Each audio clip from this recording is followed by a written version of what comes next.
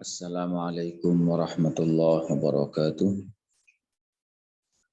Bismillahirrahmanirrahim. Alhamdulillahi rabbil alamin.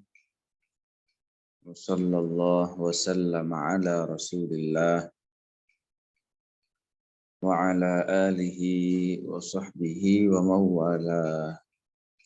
Allahumma la sahla illa ma ja'altahu sahla.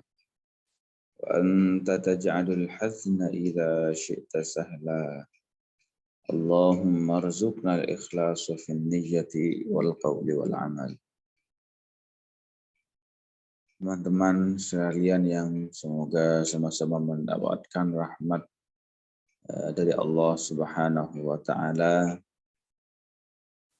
Alhamdulillah di pagi hari ini kita masih diberikan kesempatan oleh Allah Subhanahu wa taala untuk muzakarah ilmu agama,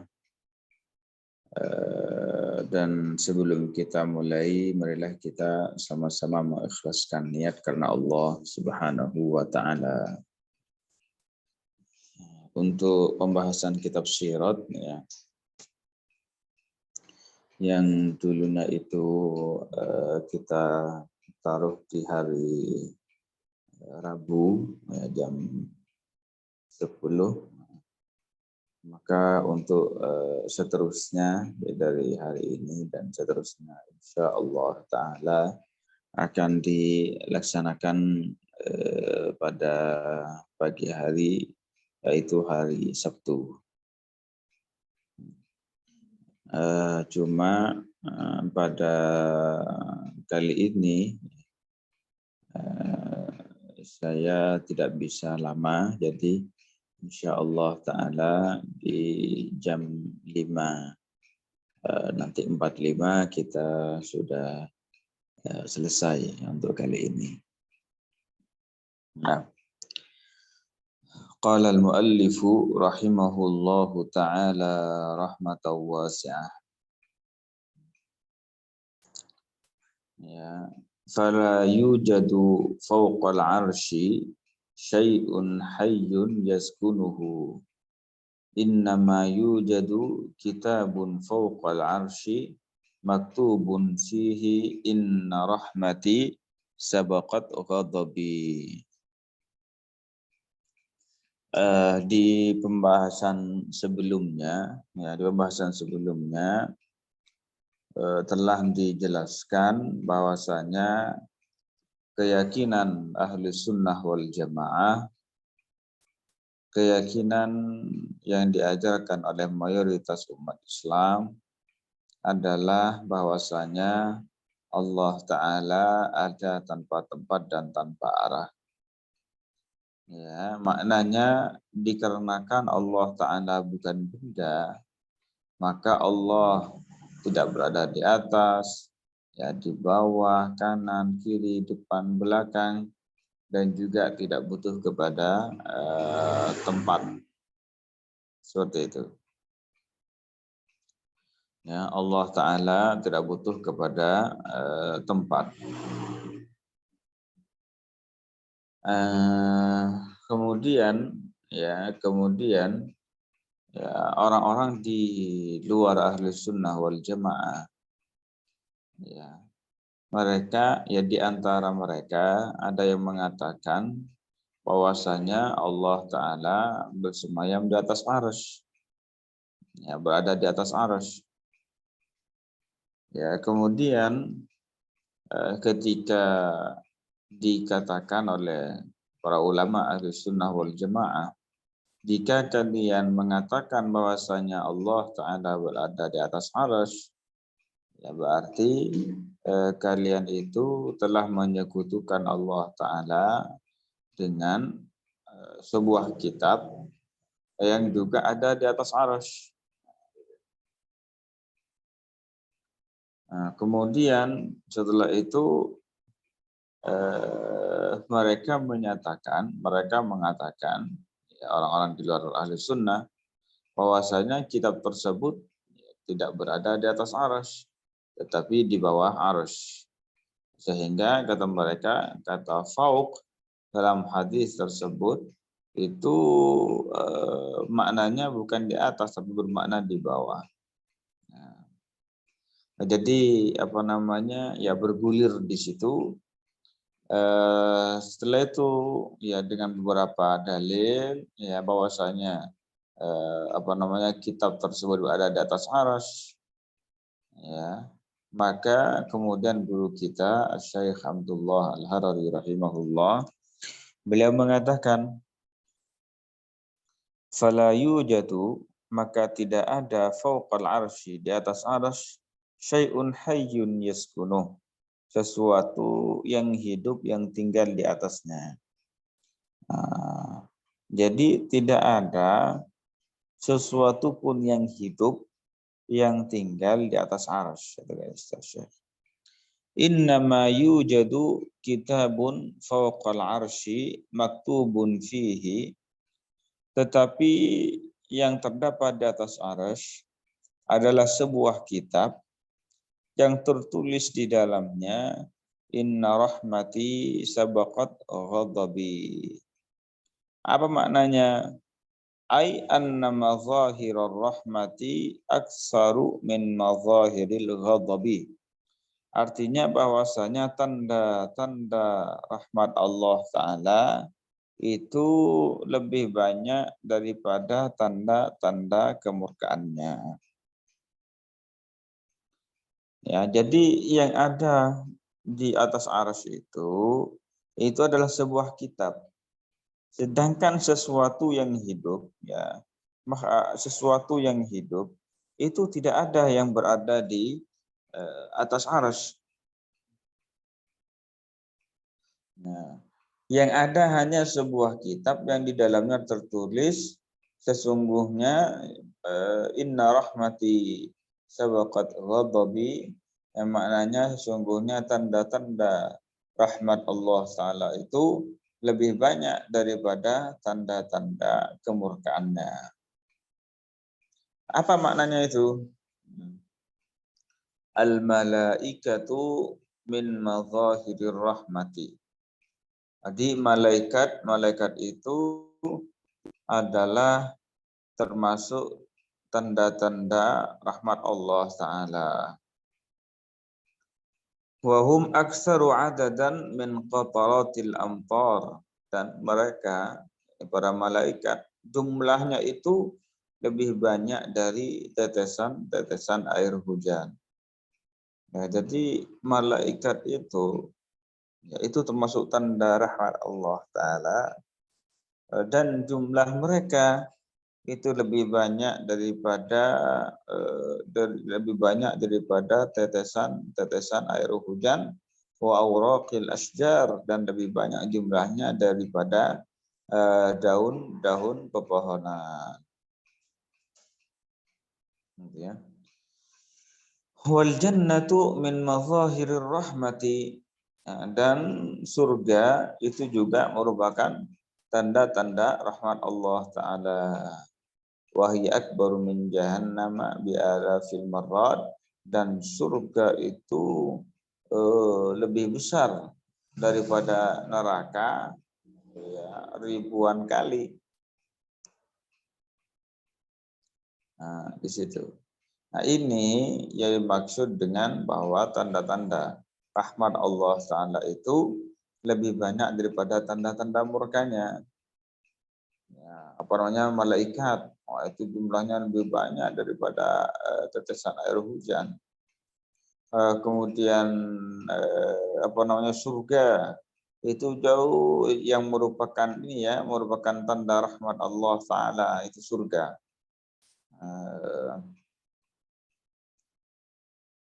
Yang merupakan tempat kenikmatan bagi orang-orang yang beriman kepada Allah Ta'ala. Surga ini jauh lebih besar, ya ribuan kali lebih besar daripada jahanam. Nah, ini merupakan bukti bahwasanya tanda-tanda rahmat Allah Ta'ala itu lebih banyak daripada tanda-tanda murkanya Allah Ta'ala. Itu ya maknanya ya. Nah, wa kaunu dzadzikal kitabi fawqal arsy sabitun.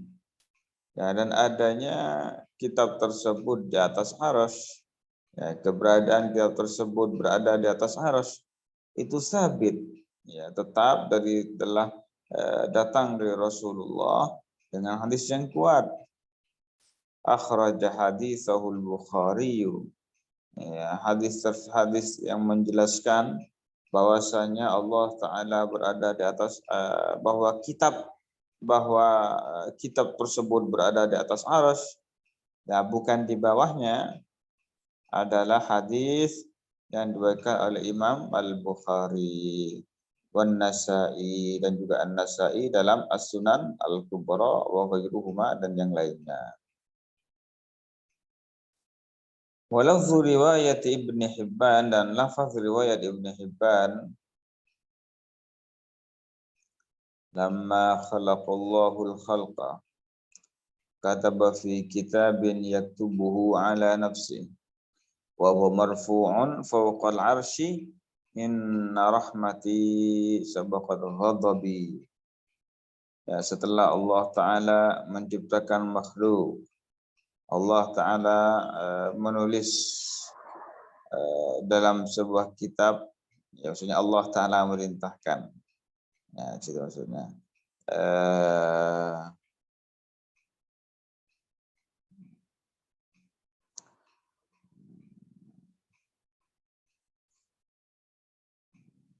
Ini saya nanti merajaah lagi ini, kalau nggak salah ini.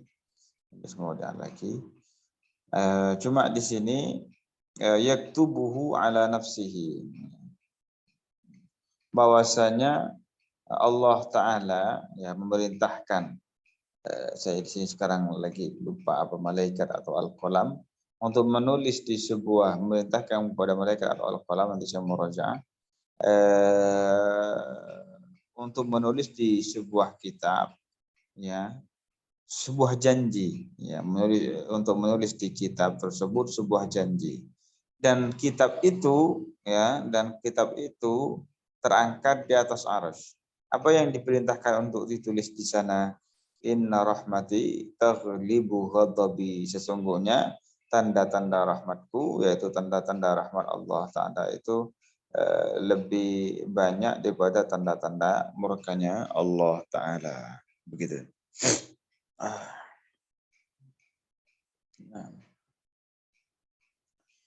Fa in hawala muhawilun ayyu awwila fawqa bi ma'na dun qila lahu ta'wilun nususi la yajuzu illa bidalilin naqliyyin sabit aw aqliyyin qati'. Wa laysa 'indahum syai'un min hadain. Maka jika, ya, seseorang berusaha untuk mentakwil kata fauq dengan makna di bawah, jadi kalau seumpamanya ada seseorang yang berusaha, ya, mengerahkan kemampuannya untuk mentakwil dan menafsirkan kata fauq yang aslinya itu makna di atas, fauq kan di atas artinya. Nah, dia berusaha untuk menjadikan fauq, mentakwil fauq ini dengan makna di bawah. Nah, qila lahu, dikatakan kepadanya, ta'wilun nususi la yajuz, ya, illa bidalilin naqliyyin sabit atau aqliyyin qati'. Ya, kita katakan kepada mereka tidak boleh mentakwil nas syariat Islam atau teks syariat Islam, itu tidak boleh ditakwil, ya, kecuali dengan dalil naqli yang sabit dan atau dalil akli yang qati'. Nah, intinya gimana? Kalau mau mentakwil, istilahnya takwil itu harus ada dalilnya. Ya, jadi kita itu tidak boleh, ya, tidak diperbolehkan untuk mengeluarkan sebuah ayat dari makna zahirnya kecuali ada dalilnya. Nah, gitu. Yang dimaksud dengan makna zahir di sini apa? Makna yang pertama kali terbersit di hati seseorang. Ya. Jadi makna yang pertama kali terbersit di hati seseorang ini namanya makna zahir. Ketika seumpamanya disebutkan sebuah lafaz, ya, disebutkan sebuah lafaz dalam bahasa Arab. Setelah itu dan lafaz ini semuanya mempunyai banyak makna, 1, 2, 3, 4, 5, 6, 7, 8. Ketika disebutkan lafaz tersebut, maka yang pertama kali terlintas di dalam pikiran dalam makna kalimat tersebut, maka makna yang zahir itulah yang pertama kali terlintas dalam pikiran. Nah, kayak gitu. Jadi begitu ya, ini makna zahir. Nah, ayat Al-Quran dan hadis itu pada asalnya itu diartikan sesuai dengan makna zahirnya.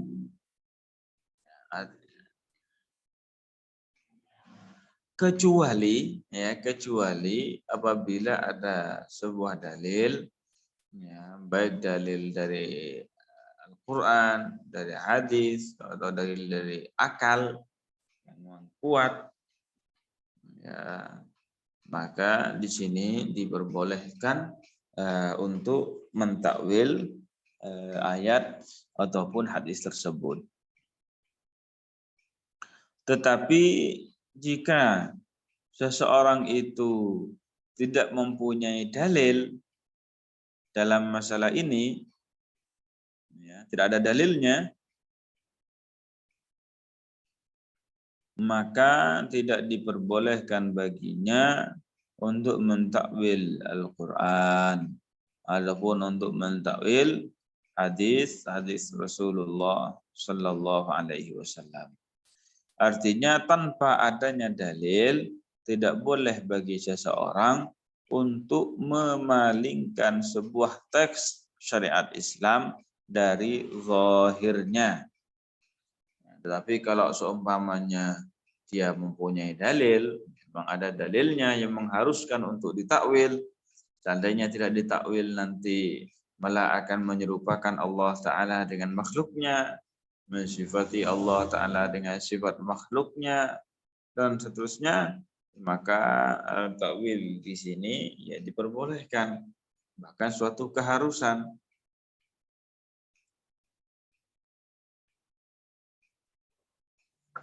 Makanya di sini kata siapa? Nah, kalian ini berusaha untuk mentakwil kata fauq dengan makna dun. Ya, kalian mau memalingkan kata fauq dari makna zahirnya. Makna zahir kalimat fauq atau kata fauq adalah di atas. Nah, kalian mau mentakwil, memalingkan kata tersebut dari makna yang zahir, ya, kepada makna yang yang enggak zahir. Ya, kalian mau berusaha untuk memaknai kata fauq ini dengan makna dari ini takwil. Dan takwil itu tidak boleh kecuali kalau ada dalilnya, ya, dari naqal ataupun dalil dari akal,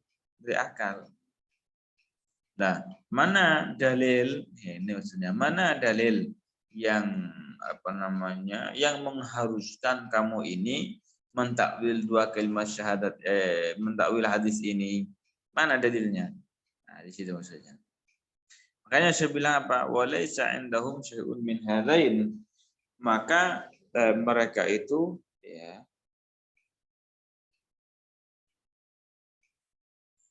tidak mempunyai dalil dari itu, dalil dari hal itu. Mereka ada dalil. Intinya dalam pentakwilan mereka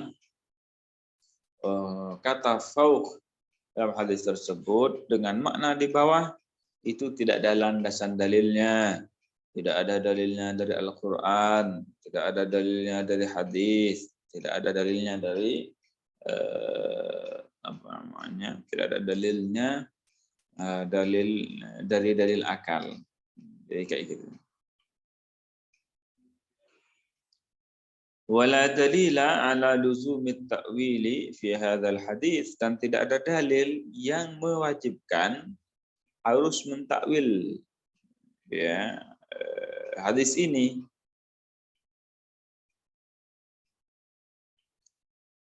Kaifa wa qad qala ba'dul ulama, ya bagaimana bahkan sebagian ulama mengatakan innal lauhal mahfudha fawqal arsy. Ya, sebagian ulama mengatakan sesungguhnya al-lauhul mahfuz itu berada di atas arsy. Li'annahu lam yarid nassun sharihun, karena tidak ada teks yang sharih, yang gamblang, bi annahu fawqal arsy, bahwasanya lauhul mahfuz itu berada di atas arsy.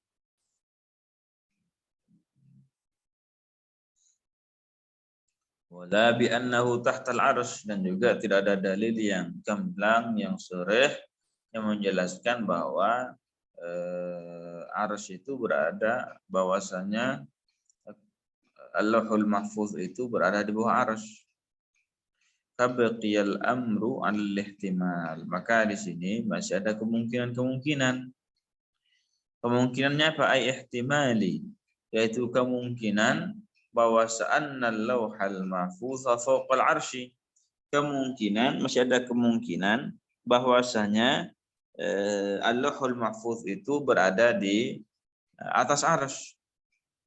Wahtimal annahu tahtal arsy, dan juga masih ada kemungkinan ya bahwasanya Allahul Mahfuz itu berada di bawah arsy.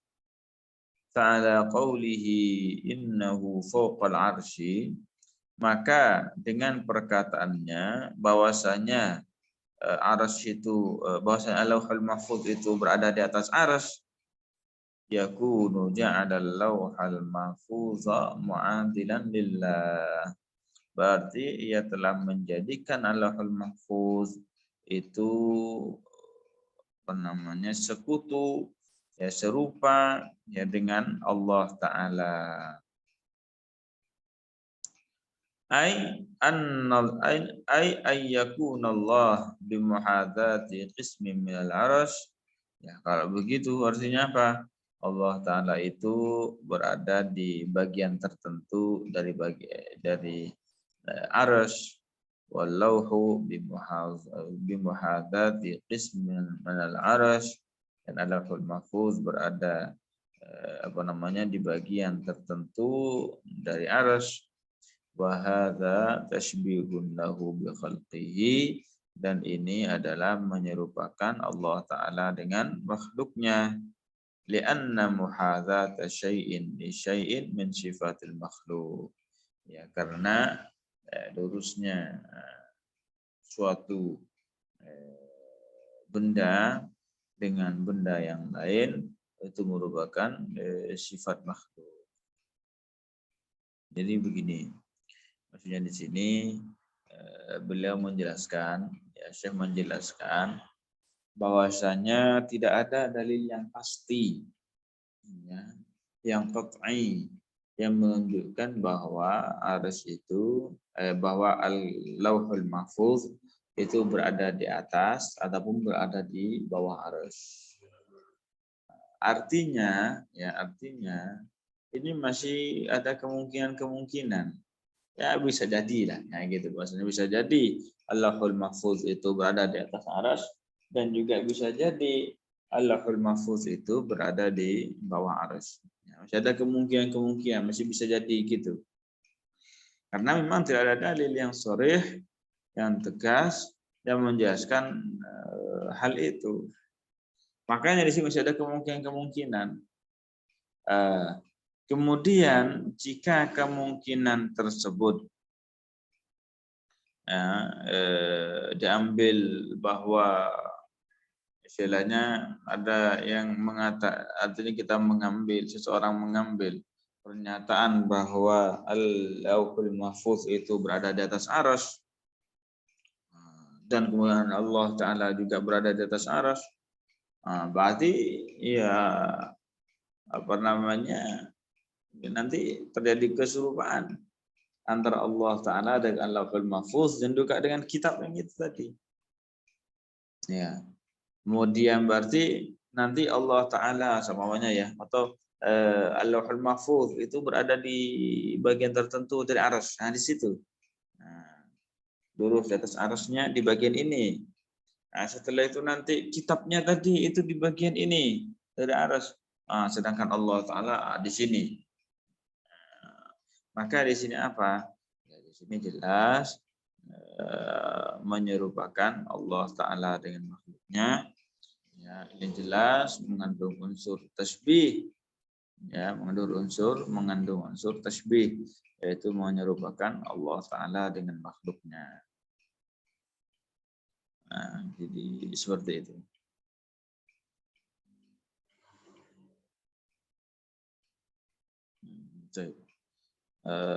Mungkin sampai di sini dulu ya pembahasan kali ini. InsyaAllah Ta'ala untuk kajian kitab siratnya kita akan lanjutkan kembali di hari Sabtu yang akan datang.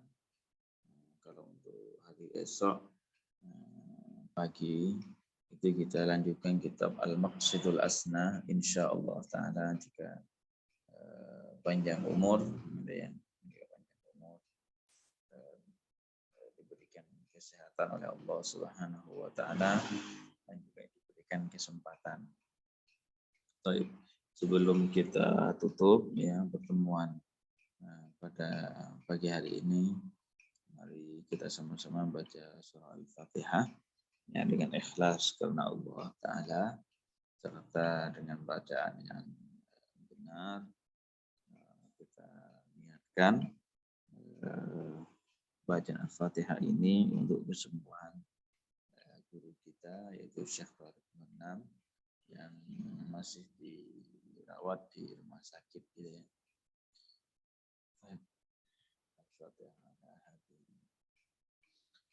Al-Fatihah. A'udzu billahi minasy syaithanir rajim. Bismillahirrahmanirrahim. Alhamdulillahirabbil alamin. Arrahmanir rahim. Maliki yaumiddin. Iyyaka na'budu wa iyyaka nasta'in. Ihdinas siratal mustaqim. Siratal ladzina an'amta 'alaihim ghairil maghdubi 'alaihim waladdallin. Baik, mari kita tutup pertemuan kita kali ini dengan tahlil, salawat dan istighfar. La ilaha illallah. Allahumma shalli ala sayyidina Muhammad wa ala alihi wa sahbihi wa sallim. Rabbi ighfirli wa liwalidayya wa lil mu'minina wal mu'minat. Walhamdulillahi rabbil alamin. Barakallahu fikum wa ahsanallahu ilaikum. Wassalamualaikum warahmatullahi wabarakatuh.